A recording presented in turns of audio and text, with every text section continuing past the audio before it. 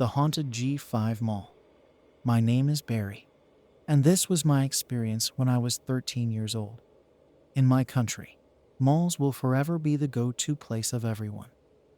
Every time a new mall was built, it was already expected that a swarm of people will rush through its doors when it opened to have the retail therapy experience.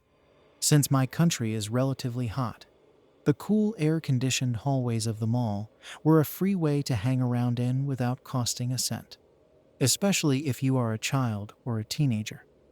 The G Mall was built in the early 60s, and G5 was an extension of it that was built in the late 2000s, and just so happened to be the place where I needed to bike along to get to my high school in the mornings. I wasn't born in the 60s, but it was said that the mall was built in an open space where a huge carnival once stood, ran by a woman in a ringmaster's uniform, but would usually wear white when there were no performances in the circus that day. Just when the mall was about to be built, the circus vanished. Some say that the circus just disappeared out of thin air, while a few say that they have indeed saw the performers leave. But strangely, the ringmaster was never seen again. She was a beautiful woman with long black hair. Besides being the ringmaster of the circus, she was also a fortune teller and had her own colorful tent where she would read people's fortunes through tarot cards and crystal balls. Despite her kind facade, the lady remained a solitary figure, shrouded in mystery and secrecy. She was also known to have a wicked temper. Whispers of disappearances and tragedies linked to those who crossed paths with her began to spread throughout the community. Despite her enigmatic and twisted nature, the lady continued to ply her trade as a fortune teller, drawing those seeking answers to their most burning questions. People would also ask if she could sell them potions for love, amulets for luck, or even ask her to curse their enemies using voodoo dolls. Rumors swirled of curses cast upon enemies and fortunes foretold with deadly accuracy. Her beauty and allure remained irresistible, her powers a force to be reckoned with for those brave or foolish enough to seek her out. Eventually, people started asking if she could grant them their wishes. At first, she did it just to appease her clients, but then more and more people would come to her to have their wishes heard. After a while, her clientele became too much of a burden, so much so that she would only entertain 3 wishes. But after that, she would shun the people away. I guess it was worth it, because many say that their wishes came true. And so, the legend of the beautiful fortune teller with unexplainable powers began. I'm unaware of the amount she charges for the wishes she granted, but I heard that people say that the cost of those wishes granted were at a price of something valuable in their life. But those were only rumors passed on from person to person. Anyway, during its early years, the G5 Mall became a complete success. It was the most popular mall during its heyday.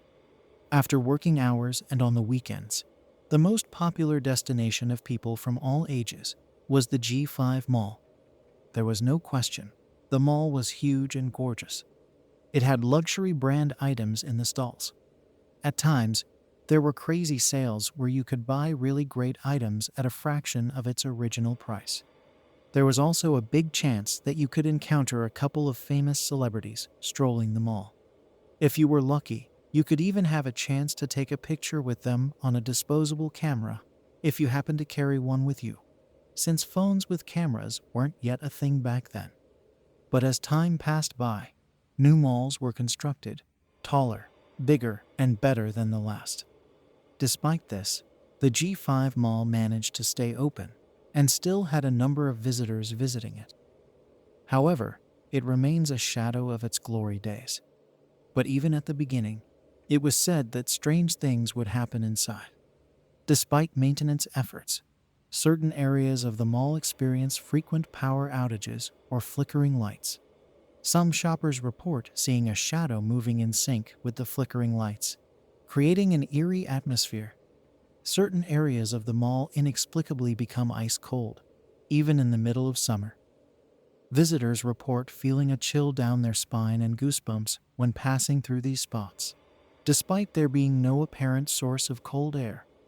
In rare occasions, Store employees would place mannequins in one area of the mall, and after a day, would find them in another corner of the mall. Or sometimes employees, when checking in on their stockroom, would find all their store items on the ground. These were just strange anomalies that they would regard as just coincidental. In even more rare occasions, a few of them would see a translucent silhouette of a woman in white that appeared during the closing hours of the mall. Security cameras sometimes managed to capture this strange shadow, moving through the mall after closing hours, but when approached by security guards, the figure just disappears. These anomalies have created a chilling and mysterious atmosphere within the mall, leaving visitors and employees alike questioning the true nature of the phenomena that they have experienced.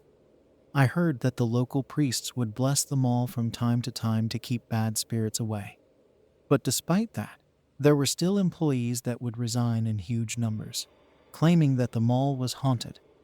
These employees knew of the story of the ringmaster and of the circus that once stood where the mall was, so every little thing that was off or weird inside the mall, they associated it with her. Anyway, I remember an event when I was 13. It was my cousin Leon's birthday, and he decided to invite me and a couple of his friends, Anthony, Andre, and Emilio, to see the last showing of an animated movie at the G5 Mall Cinema. The time was 8:30 in the evening. During the middle of the movie, one of my cousin's friends received a text message. "She appeared," Anthony whispered to the group after glancing at his phone. "Who did?" my cousin Leon replied. "The white lady of G5 Mall. She was spotted somewhere in the mall," Anthony responded. With that, we all decided to go look for her after the movie was over. It was about midnight then when the movie ended, and our small group decided to go look for her. During the daytime, the mall was busy with people passing through the hallways. But at night, the mall was completely empty, pitch dark in some areas, and the people you do see were from the same cinema, going along one path to reach the exit. Being young, we decided to stay in the movie house for a bit, and then go searching inside the mall. We managed to dodge all the security guards for a while, and got to check out some parts of the mall. The atmosphere was eerie, dark, and quiet, and if you were alone, you can probably say it was haunted. We searched about 30 minutes, but we knew at the back of our minds that the doors of the mall would lock up for sure if we didn't go to the exit soon. So we did. We exited the mall with no casualties. The ghost hunting was fun, but sadly was a total bust, and all we did was feel a rush of adventure and excitement inside the creepy mall. At the exit, our small group started chit-chatting, and we were just about to head in different directions. "Too bad that we didn't see any ghosts," Andre said. "Yes, it was a total disappointment. I really wanted to see the white lady," Emilio responded. "Well, if she did appear, we'd all run out of fright. But I'm sure Leon will be the one she would capture, as he is the slowest runner," Anthony said teasingly at my cousin. "Well, if she did manage to capture me, and if she was pretty enough, I'd start smooching her," my cousin Leon responded wittingly. Leon's friends began to burst into laughter hearing my cousin's response. But as soon as they chuckled, the ceiling of the mall started rumbling, as if there were a group of people on top, stomping at different times, making a ruckus. "Are those rats?" I said, questioning what I was hearing. "No, we did it. She's here," Anthony said, his voice raised with excitement and fear. The rumbles didn't stop. We were expecting it to stop momentarily, but it didn't stop, and the noise actually just got even louder. "Leave," the eerie, angry voice of a woman responded. We all began to run, and as we looked at our backs, a manhole cover just flung out of the ground and was flying at our direction. It hit a wall, making a clashing metallic sound, missing Anthony's head by an inch. We were terrified. As we were running, we all agreed to stay together and go to my house, since it was the closest place to seek shelter. Arriving at my home, my aunt, Leon's mother, was at the kitchen at that time, still awake, and was waiting for us to come home. She asked us how the movie went. But as a group, we all started talking to her at the same time, sharing our own version of our experience on what had happened, ignoring the topic of the movie we just watched completely. "Really?" she responded. We could tell she was listening, but I knew she didn't believe us, and I could tell that the only thing going through her mind was that we had a weird sense of imagination. My grandmother, who sleeps in the living room, overhearing what we were talking about, approached us and started to talk. "Oh, the white lady of the mall. You know she is actually real," my grandmother said. "Oh, mother, stop scaring the children. You know very well that's a ghost story that parents tell their children so they would come home early before it gets dark," my aunt responded. "You should have asked her for 3 wishes. She grants them, you know," my grandmother told us boys. "Okay, that's enough," my aunt responded, before assisting my grandmother back to the sofa to rest. My aunt then got back to us and told us to get ready for bed. And after, she made some calls and text messaged my cousin's friends' parents, notifying them of a sleepover. Many days passed, and soon months, and by then we all already forgotten about what had happened during our night at the mall. Since I passed by the mall when I biked to school at 4:30 in the morning, I would glance at the mall to see if I would see the white lady, but thankfully I never did. I was terrified for days after the incident, but I gradually regained my confidence, and eventually I managed to move on with that ordeal. But then one ordinary misty morning, as I was passing by the mall at 4:30, I finally saw her. The white lady of the G5 mall. She was a white translucent silhouette. I knew she had the form of a woman. Her pale skin was illuminated by a ghostly glow. Her face was indistinguishable at first, but gradually revealed itself. And as I continued to stare at her, her eyes looked hollow and lifeless, staring into the void with a haunting intensity. Her mouth was unnaturally wide open, stretching into a nightmarish-looking smile, revealing her yellowed teeth. She looked haunting as ever, like a creepy, twisted circus clown for some reason. She didn't move. She was just there, standing in front of the mall, surrounded by thick mist. I rubbed my eyes to adjust my sense of sight, to see if I was just imagining everything before glancing back to where I thought I saw the figure. She was actually there, not moving an inch, motionless, still as a mannequin. The very sight of her should have sent a shiver down my spine. Strangely, I was more curious than nervous to finally see her. I never talked to her, but I remembered what my grandmother said. "You can ask for 3 wishes." So in my head, I told the ghost of my wishes, and after, I biked away. I did look back to see if she would run after me, but she never did. She just stood where she was and eventually from the distance just disappeared, hidden by the mist. I did tell my classmates about my experience, but of course they never believed me.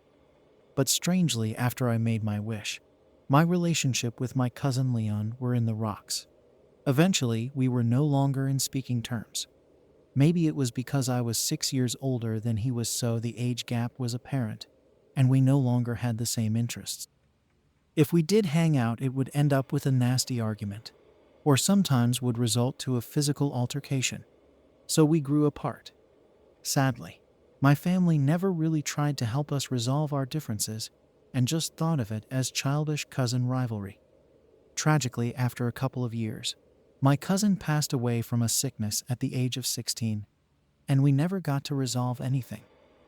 It was the biggest tragedy of my life. Coincidentally, it was the year that I graduated from college. My grandmother, even at the age of 99, was there during my graduation. And when I started working, I was highly successful in my career. I also began dating an American woman at that time. And then it hit me. Strangely, all 3 wishes that I shared to the white lady of the G5 mall came true. My first wish was to have my grandma, despite being old and sickly, saw me graduate from college. My second wish was to be at the top of the game in my job. and my last wish was to have a foreign girlfriend. Did these things happen to my life become true? Because of my wishes. But what was the price? My relationship? And eventual death of my cousin? No, that can't be. I refuse to think that way. I'm sure a couple of you know of the mall I am talking about. There might be a couple of versions of its story. But if the G5 mall sounds familiar to you, then that could be the mall I am talking about. The very mall I am talking about still exists to this day. But would you risk yourself to visit it in the evenings, to get a chance to see the white lady who haunts it? If so, would you risk something precious in your life for your 3 wishes to be granted? That is the bigger question. What do you think about the story? Do you want more creepy, chilling horror stories? If so, please like this video and subscribe to my YouTube channel, The Night Owl's Midnight Stories, so I can grow my brand and in return provide you with more horror stories. Thank you, fellow night owls, and may you have a good night rest.